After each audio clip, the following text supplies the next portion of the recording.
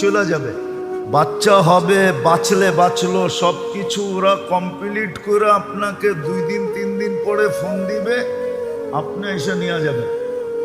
কিন্তু স্বামী তো নাছোড়বান্দা, ভর্তি করছে ঠিক, কিন্তু সর্বক্ষণ দাঁড়ায় আছে।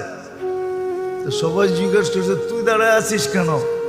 তোরে বুঝাইছে, বল তোর শরীরের একটা অঙ্গ অর্ধেক যদি কোথাও থাকে তাহলে আর অর্ধেক ওর সাথে থাকবে না পৃথক থাকবে? বলছে শরীর তো একটা, এটাকে তো অর্ধেক করা যায় না। তো বলে এ তো আমার অর্ধাঙ্গনী, তো আমি ওর থেকে পৃথক থাকি কি করে? ও তো 10 মাস কষ্ট করলো আমার বাচ্চার জন্য, আমি ওর জন্য 2 দিন কষ্ট করতে পারবো না? এই স্বামী স্ত্রীর ভালোবাসার টান দেখে ওই নার্স মুসলমান হয়ে গেছে। বলছে আমি মুসলমান হইলেও কি আমার স্বামী